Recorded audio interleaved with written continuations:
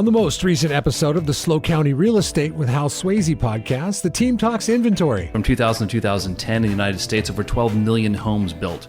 And then from 2010 to 2020, just a smidge over 5 million homes were built. Why rising interest rates aren't as bad as you think. 5% is less than the 40 or 50 year average of pushing 8%. If it goes up to 7, you're glad you're fixed at 5. Because a lot of times rates go up because of inflation. So if you're paying rent, your rent's going up. But even at 5%, your payment is fixed. And how price is not always the determining factor when buying a home. I've had many circumstances where a seller will take a lower financial offer for other reasons. Could be time, could be, boy, these people that are buying my house remind me of my friends or my kids, or they are friends. So it's not all about money when it's getting the offer accepted. If you're looking to buy in this real estate climate, it's not as hard as you think. Let's dive into the Slow County Real Estate Podcast with Hal Sweasey, hosted by Team Sweasey member James Bueno. Hal Sweasey, of course, John Turner, JT, and KW's JP. Is now a good time to buy a house in Slow County, Hal? James, I'm going to beat you up a little bit. You Please. can't just say KW. People are not sure what that KW, means. yeah. Keller Williams.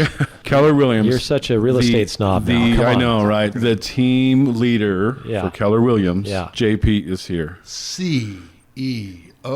So Thanks, Hal. I appreciate that. So your question again, I is now a appreciate good time to you, buy. I appreciate you pointing out my flaws. You want the... Yeah. We have short memories. Will you ask the question again? Right. Yeah, right. Okay, question again is, Hal, Yes. San James. Luis Obispo County, Yes. is now a good time to buy a house? If you would ask me this in 2012, I said, I don't know. If you had asked me in 2015, I don't know. If you would ask me in 2019, maybe. It seems expensive. In 20, I don't know. So my point is, anybody who's bought a house in the last 10 to 11 years has been happy they did. Why would they be happy? Well, in terms of when you own a house, you like to know it's worth more than when you bought it, or at least Right. not less, right? And there's been occasions when that's happened. I just listed a house the other day that the folks bought it in 2006, a 2-bedroom in San Luis Obispo, and they paid $580 for it. And they moved away, and it's been rented ever since. And now they're going to sell it, and I said, well, I mean, it looks like at least $800,000, right? And this is in the spring of 2022, and the market's good. And, that thing ended up going for $900, and I say that little 2-bedroom, 1-bath, 800-square-foot house went for $900,000. Wow. Did they do well from 2006 to 2008? No. Did they need to? No, because they didn't sell it. Should I have bought Amazon stock 10 years ago or these other things? It's a similar thing. So we've talked before, time in the market makes a difference. Right. The other thing is what people don't realize is, okay, we've at this time moved from rates around 3 to just over 5%. And, people are having a heart attack. But 5% is less than the 40 or 50 year average of pushing 8% for mortgages. And even if you're paying 5% today or 5.25%, if it goes up to 7, you're glad you're fixed at 5. Because a lot of times rates go up because of inflation. So if you're paying rent, your rent's going up.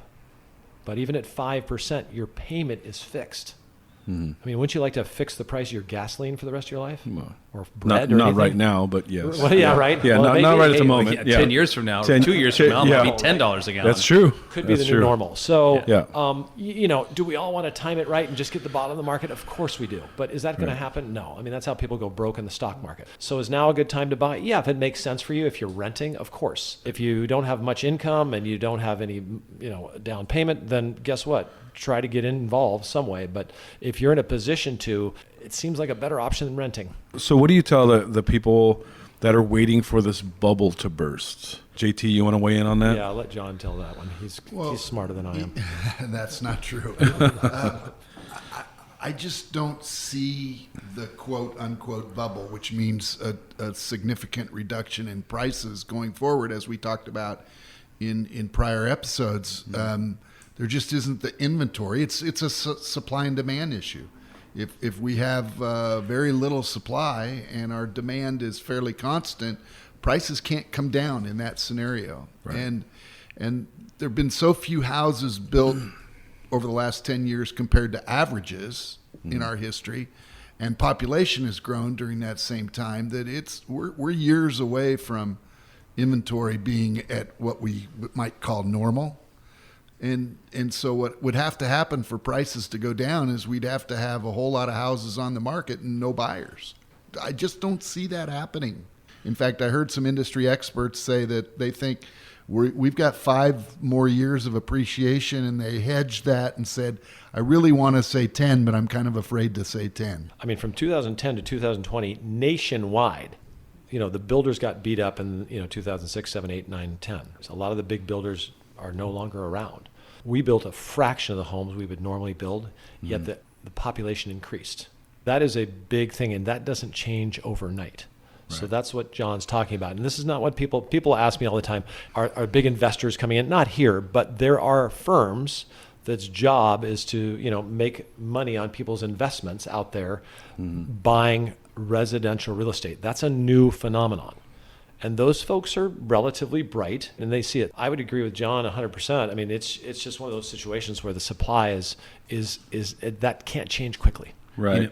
To that point, I know we looked at some tracked numbers from 2000 to 2010 in the United States, over 12 million homes built. And then from 2010 to 2020, just a smidge over 5 million homes were built. And so, I mean, those numbers right there are black and white because as the population grows, we just stop building homes. And you know what's interesting, I think, about this area specifically? San Luis County has one of the highest underemployment rates in the nation. What does that mean? That means that you've got people that are working in restaurants and baristas and MBA is bartending. That's exactly right. Because once they're here, they never want to leave. So the population continues to grow here locally, but the housing doesn't keep up. This is just such a beautiful place, and that's going to be drawing the demand, and we don't have the supply, as you mentioned, John. Can I raise another issue regarding is it a good time to buy? Yeah. We talk about real estate so often as, an investment. Are values going up? Are they going down? And we watch that. But what's the difference between investing in real estate and investing in Amazon stock? You brought up Amazon. How many of us live in our Amazon stock? How many of us raise our kids in our mutual fund portfolio? So I've heard Hal talk many times about, owning real estate, especially your primary residence. It's just so different than investing. No, it's true. I mean, it is your home. With a short stock of housing, your options for housing normally are I can own or I can rent a place. And the rental market's very tight as well. So you might be paying a pretty high price to rent in a place that's not that good. Maybe you wouldn't buy it. I mean, there's some occasions where, hey, it makes sense for sure. But in general, it's a stable source of a place to live. And financially, it becomes for most people, like my parents, for example, their biggest financial asset. If they would not have bought a house, it would have changed the landscape of their financial life. Right. I'm laughing, Hal. In 2015, you sold my house out from under me. It wasn't even on the market. and so my wife You're welcome. My wife and I moved into a rental, and she hated it. It was a beautiful house on the beach. Yeah. She hated it. Why? Why did she hate it? Yeah, it wasn't her house. Because you couldn't poke a hole in the wall? She had to have her nesting place, if you will. For sure. Absolutely. And so there's more to owning your own home than the investment side of it, I think, is the point I'm trying to make. So I have a spin-off question, Hal. I'm a first-time home buyer. Yeah. And, I'm going to finance. Do I have a chance of buying a house in SLO? Well, James, obviously that's your first step, right? Is talking to a lender. You sit down with a good lender and see what your options look like. And, and a lot of it is like, oh, I'm in no position to do it. Well, you'll never know unless you at least start, right? So I'm going to say this is really important. If you're even thinking about it, talk to a lender because, hey, I qualify for a $30,000 mortgage. Okay, that's not going to work for anything. So what do I need to get to, a bigger mortgage? Right. And then you have a plan and you can start to work on it. So it's a great first place to start. Well, I think my question was more because it's tougher. There's a lot of offers that get put out. Do I have a chance, against a cash buyer or somebody that's going to come in with deep pockets and just, have, make it easier? Does somebody financing a home right now, do they have less of a chance of buying the house? Does that matter? I've had many circumstances where a seller will take a lower financial offer for other reasons. Could be time, could be, boy, these people that are buying my house remind me of my friends or my kids, or they are friends, right? I mean, so it's not all about money when it's getting the offer accepted. Now, we work diligently with our buyers to coach them on how to prepare to make the strongest offer. And some of it has not just to do with the X's and the O's and the offer and the numbers. There's certain things that we do to guide them through that process so they increase their chances. Gotcha. I know an agent who can help you. Price and terms, right? Those are the two things. Yeah. I think we were listening to him just a second ago. Yeah. Price and terms. I had a great someone had a great little analogy, and that is, James, I'll buy your home from you today for $1 million. Would you sell it to me? Right. Yeah. The answer, you'd say, okay, that sounds great, perfect. Okay, here are my terms. I'm going to give you $1 a month until I've paid you $1 million, and we're moving in tomorrow. Those are the terms. Right? Does that sound like something you would accept? No. Yeah, that'd be a little No. tough. So price is one thing, but the terms might be something completely different. And price and terms are the two things that determine. Yep. And I know, Hal, you and your team are experts in negotiating those things for your clients. Yeah, so that's why you close as many houses as you do. Holy smokes. So what kind of programs is available out there, Hal? Let's say I own a home and I'm looking for something else. I don't want to get stuck selling my house, and then not being able to find anything. What can you do, or what's out there? Yeah, spring of 2022. That's one of the bigger. Well, it's been going on for a while. Bigger dilemmas, because it's like you go to the store and there's nothing on the shelf. Right. Now they bring in new inventory every day and it changes, but there's one can of beans and you go, I don't like that style. So for our sellers, there's a couple of options, and these change all the time. But for now, you've got options such as, okay, most buyers in today's market, and you guys correct me if I'm wrong, just want to know they've got a house to go to. Yeah, that's the deal. Right? Right. So Getting a I've got house. it, and I know how much it's going to cost me, right? So as long as I know I can get that house, I'm willing to wait. Okay? So it can either be a longer escrow, or it can be what we call a rent back. And we just broaden the window that seller has to go find another house. You can flip that around. Find out if you're capable of purchasing without selling right away. Even though you have no intention of holding the property, can the lender finance it? Do I have money in my retirement account? Can I make it work so I can go be a buyer, then be a seller? Okay. And then we have some vehicles now which are relatively new to the market, where we have guaranteed offers on your house, where someone will go, you tell me when you're ready, we're going to give you 90% of your home's value right there, so you can go buy the place. You move in, you move out, then we'll put the place on the market, and if you sell it for 100%, you get the difference between 90 and 100. If you sell it for 120%, that all money goes to you, but you're guaranteed that way to have your money out. So those are a few of the examples, but there's lots of ways to do this. And ultimately, I always jokingly tell my clients, and I'm joking about a serious situation, but hey, we're not going to make you without a house. Okay, we're not going to make you homeless. We have ways to do that. It's just a little different than a more normal market where you have 30 or 45 days to maybe buy a house, and places sit a little bit longer. Right. So it's just different. And this is a little bit of a plug for you, right? So it helps to have an experienced agent on your side. Having done this for a while, yeah. And again, Jay mentioned a word that we all said. You said mastermind. What the heck? People don't know what that means. Okay. Yeah. So what Jay's talking about is you get together with like-minded individuals and talk about how to do a better job. Been in a mastermind for 11 years, and 6:30 Thursday morning, we're all on the phone for half an hour. I got Neil in Valencia, best agent there. Ed in Redondo Beach, best agent there. Brianne, who's in Oklahoma, phenomenal real estate agent. So there's all these people, and we're always comparing how do we provide better service, what's happening in the marketplace, what can we do to adjust. At the end of the day, we know these things, and when you're new, it's just hard to know all that in the beginning. Right. It's like my first surgery. If I'm a brain surgeon, I probably wouldn't want to be the patient on that first surgery, even though you got a lot more prep. Question for all of you, and we'll start with Jay, the CEO of Keller Williams, Central Coast.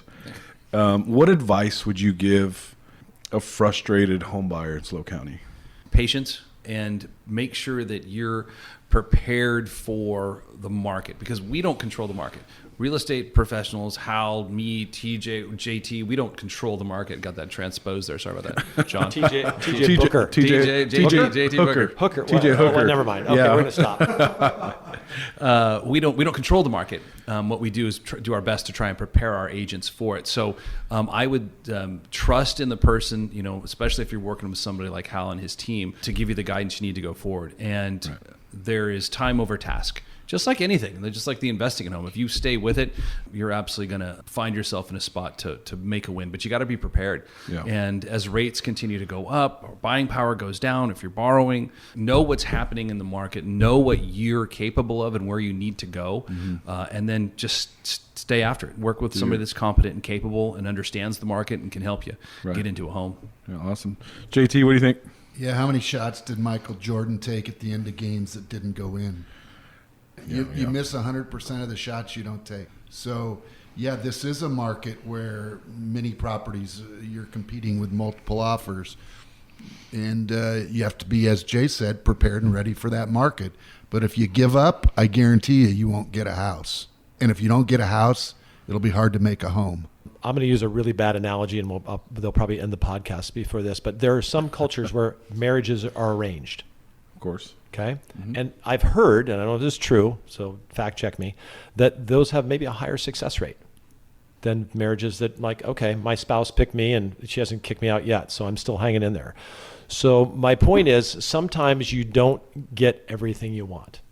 So right now, as prices have come up, and we had clients that were available to buy a house for $750, and they wanted to be in Pismo Beach. Now it might be, okay, the prices, it's taken a year, we haven't been competitive enough.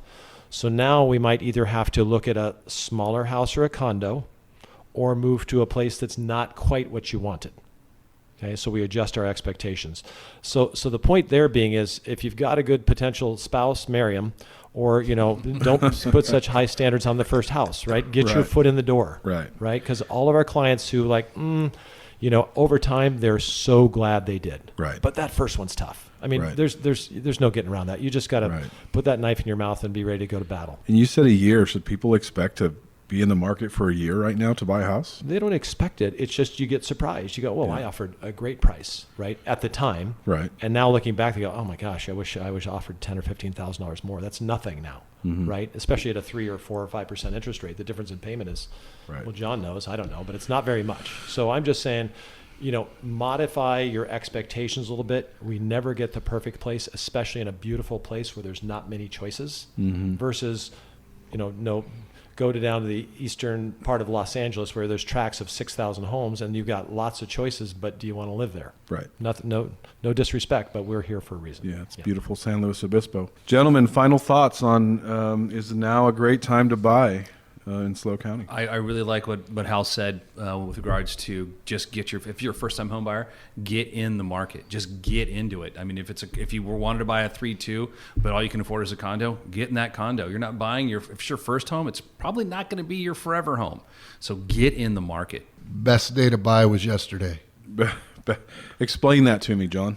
Well, if you just, as Jay talked about in a prior episode, if you look at the graph of housing prices over time, other than a few little short periods in our history, prices in real estate have always gone up. The only way to get lower prices is to buy a DeLorean, get with Michael J. Fox, and go back to the future. 1955, is that what it was? Hal, any final thoughts for us? Just just get educated. Take a look at what the financing looks like. If you're not sure, if you have doubts, give somebody reputable a call and see what historically it's looked like, and you just go, oh, okay, right, we should be in the market. Yeah. Mike Ferry was doing some coaching for first-time home buyers, Hal, and he said there were 3 things you needed to do to get started, and the first one was identify the community in which you want to live. Fair. And the second one was find a lender who can help you get started and figure out how much house you can afford. And the third one was select an agent. And as I think about those 3 things, I would put them in reverse order. Select an agent first, because that agent can help you do the other 2. Yeah, that's true. Yeah, I mean, a good agent, if I'm looking out of the area, will know the best lenders. They'll know the best neighborhoods. So, yeah, I mean, sounds like a plug, but it's true. Thank you for listening to the Hal Sweasey podcast. Be sure to subscribe and rate this podcast. It comes out every Monday, so check for it in your feed for the latest information on the San Luis Obispo County market. The SLO County Real Estate with Hal Sweasey podcast is available wherever you get your podcast and on halsweasey.com, where you can find current listings and other real estate tips. halsweasey.com, that's HALSWEASEY.com. I am James Bueno, Director of Marketing for the Hal Sweasey Group. If you're looking for anything real estate, give us a call, 805-781-3750. Hal Sweasey is a licensed California real estate broker. DRE number 01111-911. The SLO County Real Estate with Hal Sweasey podcast is a production of AGM Podcasts. Subscribe wherever you get your podcasts.